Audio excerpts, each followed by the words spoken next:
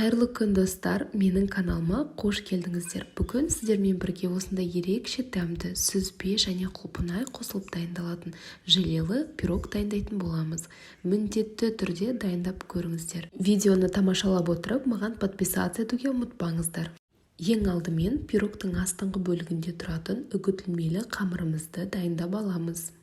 Ол үшін бізге бөлме температурасындағы сары май, жарты шай қасық разрыхитель, бір жұмыртқа, шым тұз, ұн және де қант ұнтағы қажет болады. Сары майымызға қант ұнтағын қосып, аппақ боп көпіргенше миксерлейміз. Қажетті ингредиенттердің барлығын астына жазып қалдырамын. Ары қарай жұмыртқамызды қосып, тағы да 1 минуттай миксерлеп жібереміз. Сары майдың үстінен тұз және разрыхительді қосып миксерлеп жібереміз.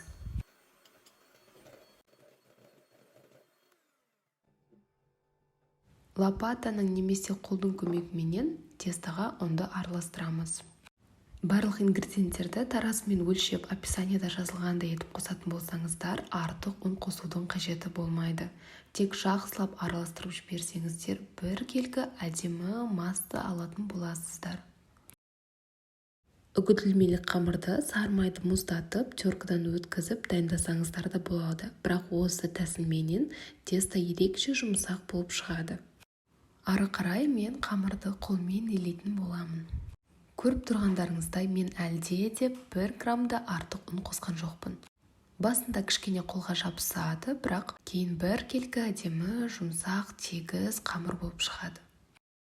Қамырымызды енді салафанға салып, 1 сағатқа немесе 1 түнге тоңазытқышқа салып қоямыз.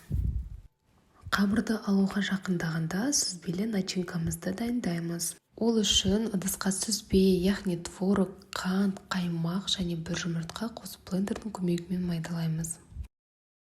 Тез ерісін деп қанттың орнына қант ұнтағын пайдалансаңыздар болады. Мендегі қаймақтың пайызы 20. Жан-жағын лопатаның көмегімен сырып тазалап отырамыз. Сонда массамыз біркелкі әдемі болып шығады. Енді формамыз дайындаймыз. Сіздер пирогтарға арналған арнайы формаларда да пісірсеңіздер болады. Өте әдемі болып шығады. Мен осындай кольцоға салып пісіремін. Кольцоның астына әртүрлі пергамент қағаздарын немесе ковриктерді пайдалансаңыздар болады. Мен жай фольга төсеп қоя салдым, оның өзі де болады. Форманы да, фольганы да майлаған жоқпын. Енді қамырымызды алып, қолдың көмегімен жая бастаймыз. Қолмен жұмыс жасаған сізге ыңғайсыздық тудырса, кішкене ұн сеуіп, боқтаудың көмегімен жаюға да болады. Маған осылай қолмен жұмыс істеген ыңғайлы.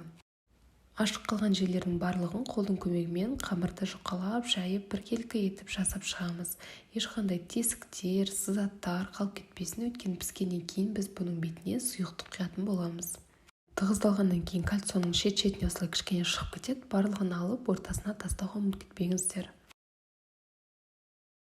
Бортиктерді лопатаның көмегімен тегістеп шығамыз. Және бетін шанышқының көмегімен шаншып шығамыз. Бұл жерде мен пирогтың бортиктерінің ұзындығын көрсетіп жатырмын. Енді сүзбелі массамызды құйып, біркелкі етіп жайып шығамыз. Бортиктердің жартысына тең келсе болғаны 35-30 минутта духовкаңыздың қызуына қарай 180 градуста пісіріп аласыз. Енді бетіне құятын желе дайындаймыз. Осындай дайын түрлерін алсаңыздар болады. Упаковкасына қарап дайындай бересіздер. Бірақ бұлар көп дүкендерде табылмайтын болғандықтан мен сіздерге қарапайым соктан жасалу жолын көрсетемін. Талғамыңызға қарай кез келген сок немесе компот пайдалана берсеңіздер болады. Түсі әдемі болу үшін балалардың морсатты сусынын алдым. Одан 200 мл сұйықтыққа 15 грамм желатин қосып, жақсылап араластырып, бөлме температурасында желатин ісінгенше қалдырып қоямыз. Осылай шет-шеті қызарып піседі, бірақ сүзбесі қатты сарғаймау керек. Бұны осы қалпында суытамыз. Бұл біздің алдын дайындаған желатин осылай ісінеді. Балалар сусынында тәттісі аз болғандықтан мен 1 ас қасық қант қосып, отқа қойып, желатин ерігенше ысытамын. Үнемі араластырып тұру міндетті. Микроволновкада ерітетін болсаңыздар да 2-3 секунд сайын араластырып тұру керек. Желатин суығанша құлпынайды дайындаймыз. Бұл пирогқа бұндай майда емес, импорттық үлкен құлпынай пайдалансаңыздар тіптен әдемі көрінетін болады. және оларды бүтін де немесе пласт секілді етіп кесіп түрлі етіп қоя берсеңіздер де жараса береді. Және де құлпынайдың орнына кез келген жеміс-жидек пайдалана беруге болады. Ең бастысы оларды жуып, кептіріп, пирогтың үстіне жайғастыра береміз. Сұйықтықты сүзгіден өткіземіз, өйткені арасында желатиннің ерімей қалған бөліктері болуы мүмкін. Енді асықпай пирогтың бетіне қасықтың көмегімен сұйықтығымызды құямыз. Осы сәтте байқап отыру керек, пирогтың шет-шетінен құйған сұйықтық ағып кетпеу керек. Егер де ағып кетеді деп қорқатын болсаңыздар, желатин кішкене қоюланғанын күтіп, одан кейін барып жайғастырасыздар. Және де пирогты тоңазытқышқа салардан алдын оның полкасында, яғни пирог тұратын жерде уровеньнің болмауын қадағалаңыздар. Немесе менің пирогымдағыдай сұйықтық бір шетіне қарағанда екінші шетінде қалыңдау болып кетеді. Осымен біздің пирогымыз дайын.